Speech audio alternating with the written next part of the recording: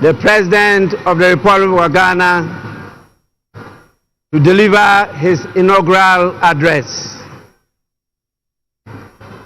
Your Excellency, you may now proceed to do so.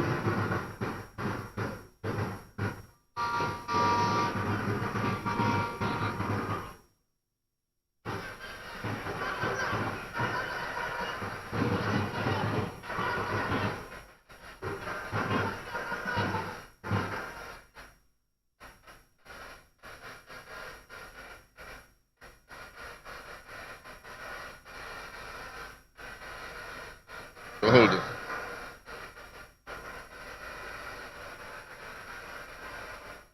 The Right Honorable Speaker of Parliament, Honorable Members of Parliament,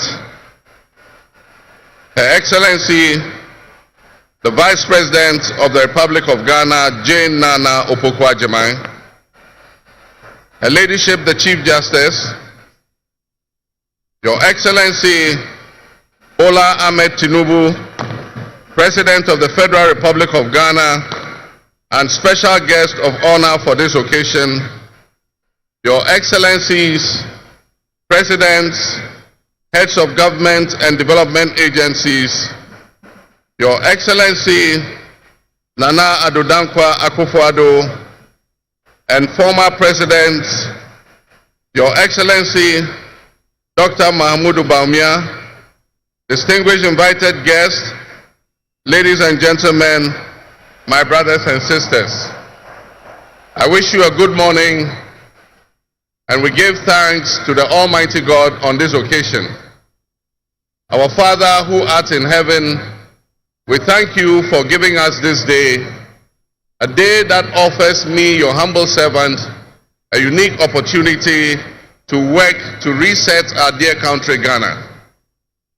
32 years ago, on January 7th, Ghana made its first and most successful democratic transition, a reset, with the swearing in of the newly democratically elected President, Jerry John Rawlings, of blessed memory. Our nation was returned to a multi-party democracy, with a new constitution that went into effect, and the Fourth Republic was officially established. I refer to it as a reset because on that day in 1993, we made our fourth attempt at establishing a democratic system of government with term limits based on free, fair, and transparent elections. The handover of power on January 7, 2001, between former President Jerry John Rawlings and at the time the newly elected President John Agyekum Kufuor, tested that reset, and our nation passed with flying colors. So today, with my induction as the new President of the Republic of Ghana, history is being made once again. And it is a history worth repeating every 4 years with each newly elected president. Today, we're also making a different kind of history, one that speaks to our maturity as a democracy, a nation of citizens enfranchised with the authority at the polls to determine their political future. Today's exercise between the outgoing President, His Excellency Nana Addo Dankwa Akufo-Addo, and I feels a bit like a deja vu. That is because 8 years ago to this day, on January 7, 2017, we shared this same space and performed this same transitional exercise. At the time, I was the outgoing President, having served one term, and he was the incoming President, having been given a mandate by the people of Ghana to lead this great nation of us. He and I both understood on that day, as I'm sure we are today, that it is the people of Ghana that we are elected to serve. Somehow, it seems fitting that it is with Nana Akufo-Addo that I twice shared this stage and this unique historical distinction. because Nana Akufo-Addo and I began our national political careers in Parliament in the same year, 1996. He has always greeted me with warmth, a firm handshake and a smile, and he is perhaps the only person in my life who has persistently chosen to call me Johnny. While we belong to opposing political parties, we shared a sense of mutual respect. In those early days, we probably could not have imagined that destiny would bring us to the leadership of our respective parties and that we would have to face off 3 separate times as we each vied for the highest office of the land. Nana, as this will be our final meeting under these circumstances, and as I look back on the journey we have traveled together, 2 much younger men who entered Parliament together with a full head of black hair and you with the same bald head and round eyeglasses, I have to say that you have without exception been a worthy opponent. I extend my warmest wishes to His Excellency, the former Vice President, Dr. Alhaji Mahmoud Bawumia. It was a grueling campaign and we gave it our all. Your sportsmanship in making an early concession eased tensions and contributed to the early conclusion of the electoral contest. I wish you all the best in your endeavors. My brothers and sisters, the world in which Ghana exists today, as I begin this presidency, is not the same world in which we have lived under other presidencies. There are tensions and conflicts that have not previously existed between nations.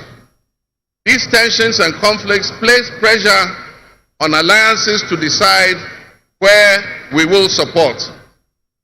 There's a seismic shift happening within the system of global economic dominance. Whereas the G7 nations, United States, the United Kingdom, Canada, France, Germany, Italy, and Japan once provided the highest percentage of the world's GDP, over the last decade, that number has been steadily dropping. However, the combined total of the GDP of the BRIC nations, Brazil, Russia, India, China, South Africa, Iran, Egypt, Ethiopia, UAE, their GDP has been consistently increasing. In 2023, for instance, the G7's combined total of world GDP was 30%. But by 2029, that number is predicted to drop to 27%. In 2023, the BRICS percentage of world GDP was 37.3%. And so what does this mean to us in Ghana? What could it mean to our economy? Where do we fit in this geopolitical maelstrom? Technology such as artificial intelligence has taken us to new heights, opening up the potential for national, financial, and personal security issues that we are not yet able to imagine. One example is the use of misinformation and algorithm manipulations on social media platforms to sway a particular group's sentiments towards or away from something. Now more than ever before, we need to strengthen our ties with our neighbors to ensure that we're working together to keep our sub-region safe. We stand in solidarity and work in alliance with all our neighbors in the sub-region. Recognizing the history of our borders, we also acknowledge that on the other side of our country's borders are our family members. They may be Ivorians, they may be Togolese, they may be Burkinabes, they may be Nigerians or Malians, but they are also Akans, they are Kasinas, they are Gwans, they are Ewes, they are Nzemes, they are Hauses, they are Moshis and Gurmes. Because we are all part of one another, one big family. With the increase of the climate crisis, and as the waters grow warmer, melting, the Arctic ice and permafrost, there's a greater likelihood for viruses that have been frozen and thought to be extinct for decades, perhaps even centuries, to begin to spread and create another global pandemic. The changing climate conditions, increased population density in urban areas, and mass international travel are enabling existing viruses to spread and mutate at a faster and faster rate than they did before. This is a serious challenge. Let us not forget the toll that the past epidemics of viruses like Ebola, COVID, and Mpox have taken on the families and communities and medical infrastructure in several of our neighboring countries and in the sub-region. Let us also not forget how swiftly and completely the COVID pandemic brought the entire world to a screeching halt. My government will be working diligently to strengthen our public health systems while monitoring the global health situation so that when, and not if, but when the next pandemic or epidemic occurs, the loss of lives in Ghana will be minimal. The larger world exists around us and to some extent within us. While we cannot and should never use it as an excuse to stray from the direct and immediate needs of Ghana for the well-being of our citizens, we must also bear in mind that the affairs of the world, if we care to shape, lessen, avoid, or even at the other end of things, maximize the effect they have on us. My brothers and sisters, barely a month ago, we held historic elections that have caused dramatic shifts in our political landscape. I feel greatly honored that you, my compatriots, considered me worthy of receiving such an unprecedented and overwhelming mandate to steer the affairs of our beloved nation at this critical time in our history. The magnitude of this victory in the presidential elections and the gains that were made by my party, the National Democratic Congress, in the parliamentary elections naturally and justifiably resulted in great joy and celebration across our country, Ghana. But celebrations, no matter how justified and how well earned, must be supplanted by discernment, sobriety, and deeper insights into why we received this kind of mandate in the first place. By voting as you did on December 7th, the Ghanaian people conveyed a powerful message, yet often overlooked by us politicians. This message was powerfully emphasized by a giant of American political history, President Ronald Reagan, when he declared at his inauguration some 40 years ago that governments have no power except that granted by the people. While Ghanaians take great pride in our thriving democracy, they are deeply dissatisfied with the quality of governance over the years and have openly voiced that dissatisfaction through the decisive actions that they undertake at the elections. Our people also understand that democracy is not just a token adorned with periodic elections followed by pomp and pageantry with the establishment of a new government.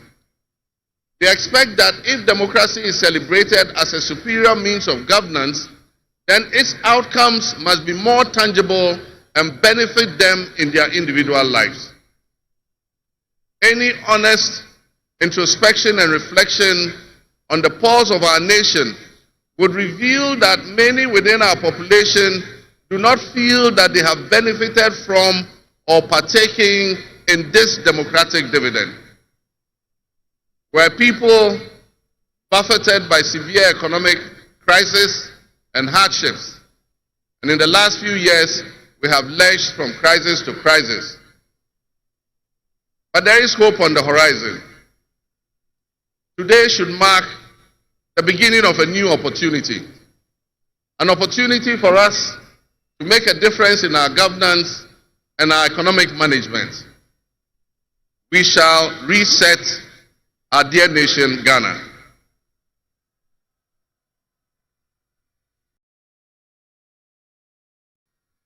To the millions of my fellow countrymen and women who joined long queues and waited in the sun for their turn to vote for me, you have my sincerest thanks for honoring me. My firm, immutable assurance is that your votes will matter in the work that I'll do to make a difference in the destiny of this dear nation of ours. Your courage to bring change will not go in vain. Our nation was born with much promise. That promise would seem hazy and in doubt now because of all that has happened in the past. But I urge you, my fellow countrymen, not to be sucked into a state of perpetual pessimism. For some time, our country has urgently needed leadership with an unwavering desire to get things done. I, with all humility, assent that I intend to be that leader with your cooperation and your help. As your next leader, I shall strive to exercise sound judgment and be able to make the right calls at the right time.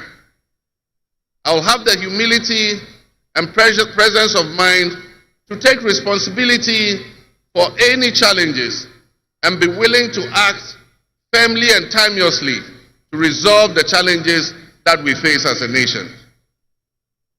Since the elections, I have read and heard the word hope used many times in relation to my presidency and what it should offer the citizens of Ghana. I intend to speak plainly and clearly to you today, and every time I address you subsequently, I intend to always tell you the truth. The circumstances we find ourselves in are indeed dire, but even so, I'll be decisive and swift in my actions. We'll focus our initial efforts on 4 critical areas. The first is economic restoration and stabilization of the macroeconomic environment. The second is the improvement of the business and investment environment to ensure that Ghana is once again open for business. The third is governance and constitutional reforms. And the final, but not the least, is accountability and the fight against corruption.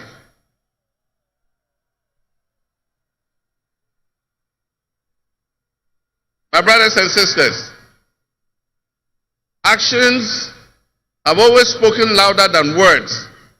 With that in mind, I have entered into a covenant with you, the good people of Ghana, in which I have enumerated 26 actions that I'll take within my first 120 days. There is reason for hope, and there is every reason for hope. But we must also have faith, because faith empowers us to trust the things that will happen. With faith, you believe what you know, and that is why we need faith to be able to achieve our reset. We need a reset with the faith we have in our country and our leadership. We need a reset with the faith we have in our institutions. We need a reset with our faith in our dear nation, Ghana. And by that, I mean in all of us, because all of us are Ghana. You are Ghana, and I am Ghana. All of you seated here today, Ghanaian citizens, you are Ghana. The people who you are with or near you as you watch this on television, in your homes, or listen on radio, or follow on social media are what we call Ghana. I ask that we enter into the covenant with the Ghana we all love and the good people of our country who make up this dear nation. And I ask that you envision a Ghana that you want to live in, a Ghana that you want to leave behind to your children and your grandchildren. What can you do to help build that better Ghana that we all strive for? What behaviors, what attitudes and mindsets can we reset? We need a reset, and we have faith in Ghana's ability to overcome, excel, and be so successful with this reset that it will be difficult to imagine a time when that was not the case. As we stand at this momentous crossroads in our nation's history, I am honored and humbled to accept the mantle of the President of the Republic of Ghana. Today we celebrate a new administration and herald an unprecedented era of opportunity and transformation. With Nana Jane Opoku-Agyeman by my side, we are poised to embark on a journey of progress and inclusivity, united in our vision for a more prosperous Ghana. This day is particularly special for us and for every Ghanaian who dreams of a society where barriers are shattered and ambitions are realized. With the inauguration of Ghana's first female vice president, we have turned a significant page in our history. Nana Jane's ascension to the high office is not merely a personal triumph.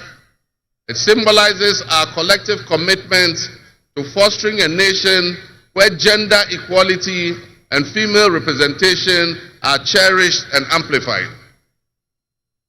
This is a powerful testament to the power of diverse voices to shape the future, voices that have the courage to soar beyond our traditional confines.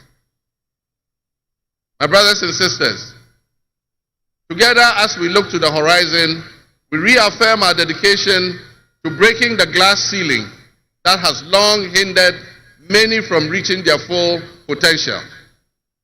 Governance that reflects all segments of our population strengthens our democracy and enriches our conversation. We stand committed to enacting policies that empower women and ensure that the door of opportunity is opened wide for our youth and our women, regardless of their background. Together we'll galvanize our efforts to create a society where every Ghanaian can dream, believe, and achieve without any restraints. Remember that great leadership is not defined merely by the offices we occupy, but by the legacy that we leave for future generations. My administration, along with my Vice President, Nana Opoku-Agyeman, will prioritize inclusivity, accountability, and innovation, forging pathways that would lead to the upliftment of all of our citizens. I'm profoundly grateful for this moment, a cornerstone in our journey towards a brighter future for Ghana. In this resounding victory, I see a clarion call, particularly from the youth of Ghana, a generation that is brimming with potential and dreams that are waiting to be realized. This moment is a powerful affirmation that your voices matter, that your aspirations are valid, and that your future must be our priority. We're committed to translating your hopes into action and creating opportunities for education, entrepreneurship, employment, and empowerment. Our policies will be tailored to sustain innovation and foster industry that engages today's young minds and equip them with the skills needed for tomorrow's challenges. Together with the private sector and captains of business, we will create decent and well-paying jobs. As we embark on this new chapter, I assure you that our decisions will champion diversity in all facets of governance, ensuring that every Ghanaian, regardless of your ethnicity, your gender, your age, your religion, or any background, will have the opportunity to contribute to our nation's story. Ghana's youth represent the heartbeat of our democracy. Their ambition will drive our policies, as we strive to create an inclusive, equitable society where everyone has a seat at the table. Our vision hinges on the introduction and implementation of a 24-hour economy. We envisage an innovative and vibrant 24-hour Ghanaian economy, which will also be anchored in agriculture and agribusiness. This innovative approach would unlock potentials that have long remained dormant, enabling us to harness the energy and creativity of all our people. Just imagine a Ghana where our markets are alive and bustling at all hours of the day, with responsive public services accessible at all times, such that businesses can operate flexibly to meet the diverse demands that they are subjected to. And young people, including entrepreneurs, can find opportunities regardless of traditional institutions. The 24-hour economy model will also bolster job creation for the young people, stimulate local industry, and attract foreign investments, and allow us to build resilient communities and a sustainable future. This vision extends beyond mere economic transactions. It symbolizes empowerment, the empowerment of every Ghanaian to contribute to our national progress. My fellow citizens, this vision will allow us to embrace diversity, to cater to varied lifestyles and preferences, and foster a culture of inclusion, ensure that every citizen can enjoy the fruits of his hard work. To the business leaders and entrepreneurs, I invite you to support this new model and join me in shaping a business environment where creativity thrives and where the fruits of your investments contribute to the collective welfare of our nation. Your role in driving our economy forward cannot be overstated. Your innovation and dedication will be a backbone of our success story. And I pledge to you that we would look at the tax regime and rationalize them so that they are more transparent and fair. Members of the business community, I assure you, Ghana is open for business again. Let me thank you, Your Excellencies, my fellow presidents, for leaving what is a busy schedule behind and coming to join us at this ceremony.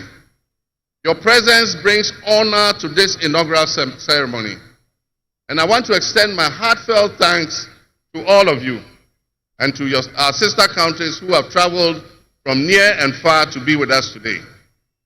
Your presence is a testament to the strong bonds of friendship and cooperation that exist between our nations. And I promise you I will work to foster the partnerships that transcends our borders, and I'll work collectively with you towards regional stability, economic growth, and mutual respect between our nations. To my friends from across Africa and the world, I thank you and welcome you to Ghana. And in our local parlance, I say Akwaba to all of you. To my family and fellow citizens, my wife Lodina, I thank you for your unwavering support and commitment to our shared vision. This journey is not mine alone. It belongs to all of us. It belongs to each of you. Let today be the dawn of a new era of hope, an era of job creation, an era of accountability, an era of institutional strengthening and resilience, and an era of unparalleled potential for all Ghanaians. We will write the next chapter in Ghana's story, and it will be one of promise, transparency, and transformative progress. My fellow citizens, this is a patriotic call to action for all of us to participate in building a nation that lives up to its promise, where hope thrives and dreams become a reality. Together, let us cultivate a brighter future for our beloved Ghana, where unity, progress, and equality are not just ideals we aspire to, but are the very fabric of our nation.